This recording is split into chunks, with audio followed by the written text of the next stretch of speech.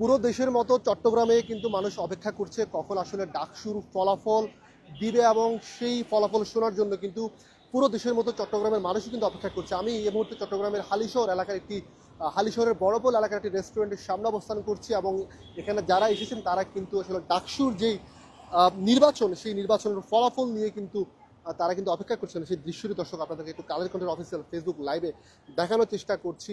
মানুষের মাঝে কিন্তু ইলেকশন নিয়ে যে আগ্রহ উদ্দীপনা সেই বিষয়টি কিন্তু এখানে বিরাজমান। আমরা কয়েকজনের সাথে একটু কথা বলার চেষ্টা করব। আজকে মূলত আসলে বিকেল 4টায় আনুষ্ঠানিকভাবে ভোট গ্রহণ শেষ হয় এবং এবারে ডাকসুর ইলেকশনে কিন্তু 28টি পদের জন্য কিন্তু 471 জন এবং 18টি হল সংসদের জন্য কিন্তু 234 পদের জন্য কিন্তু 1035 জন প্রার্থী প্রতিদ্বন্দ্বিতা করেছে। দিনভর কিন্তু অনেক আলোচনা ছিল। আমরা একটু কথা বলার চেষ্টা করবো। আসলে এখানে আমরা একজনকে দেখতে পেয়েছি এবং তার সাথে একটু কথা বলে জানার চেষ্টা করবো আসলে ডাকসু ইলেকশন নিয়ে আসলে আপনাদের ভেতর আসলে আগ্রহ এবং উদ্দীপনা আসলে কেমন ছিল। ধন্যবাদ আপনাকে। জুলাই পরবর্তী সময়ে এই ইউনুস গভর্নমেন্টের আন্ডার বা এই নতুন ভোট হতে যাচ্ছে এবং এই প্রথম একটা ইলেকশন হতে যাচ্ছে ডাকসুতে। তো আসলে বেসিক্যালি এই ইলেকশনকে ঘিরে এটা পুরো বাংলাদেশের একটি নির্বাচনী যে ইনফ্রাস্ট্রাকচার, এই ইনফ্রাস্ট্রাকচারের একটা প্রতিচ্ছবি এই ডাকসু নির্বাচনের মধ্যে আমরা যে যারা ইয়াং জেনারেশন বা যে প্রজন্ম আছি আমরা দেখতে চেয়েছি যে জাতীয় ইলেকশন যেহেতু আমাদের ফেব্রুয়ারিতে একটা রোডম্যাপ ঘোষণা করেছে, এই ডাকসু নির্বাচন যদি ফেয়ার অ্যান্ড ফ্রি হয় তাহলে আমরা আস্থা রাখতে পারি যে জাতীয় ইলেকশন ফেয়ার অ্যান্ড ফ্রি হয়। তো সেক্ষেত্রে আমরা সহ সারা বাংলাদেশের প্রত্যাশা ছিল এই এবং সবার চোখ ছিল এই ঢাবির দিকে যে ডাকসু ইলেকশন যাতে সুষ্ঠু এবং সুন্দর এবং নিরপেক্ষ হয়। তো এখানে ম্যাক্সিমাম যারা এই ইলেকশন করছে তারা সবাই জুলাই যোদ্ধা, সবাই জুলাই সম্পৃক্ততা ছিল, সকলেই এই যে ফ্যাসিবাদ বিরোধী আন্দোলনে সবাই অ্যাক্টিভ ছিল। তো তারা প্রতিদ্বন্দ্বীরা ইতিপূর্বেই বলেছে যে যেই জিতুক জিতে যাবে জুলাই যোদ্ধারা। তো এই মোটিভকে কাজ করে বেসিক্যালি তারা প্রচারণা করেছে এবং এতদিন পর্যন্ত খুব সুন্দরভাবে তারা দলবদ্ধভাবে সকলে যে যা অবস্থান থেকে ডাকসু নিয়ে তারা প্রচারণা করেছে। তো কিন্তু আমরা আজকে ইলেকশন অলরেডি শেষ, 4টা পর্যন্ত ইলেকশনের সময় শেষ হয়েছে, এখন মেবি ভোট গণনা চলছে। তো কয়েকটি বিশৃঙ্খল ঘটনা আমরা ইতিমধ্যে সোশ্যাল মিডিয়ার মাধ্যমে আমরা দেখতে পেরেছি।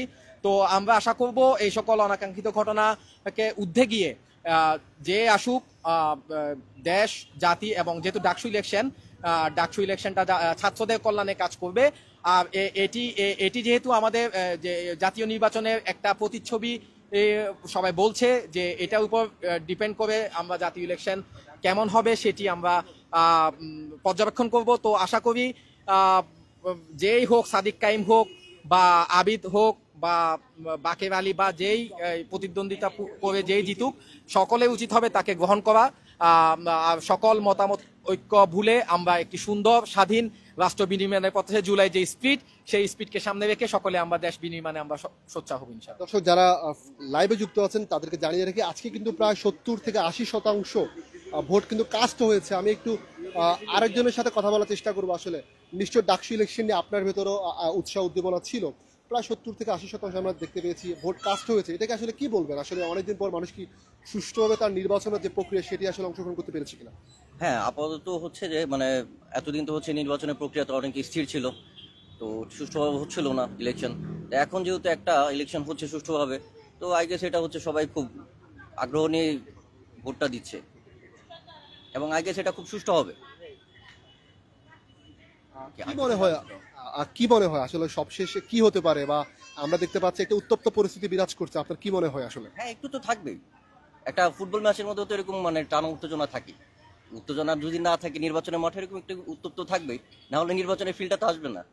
আরেকটা বিষয় হচ্ছে আসলে চট্টগ্রামবাসীর মাঝে এই ডাকসু নিয়ে আসলে কেমন উদ্দীপনা আপনি দেখলেন?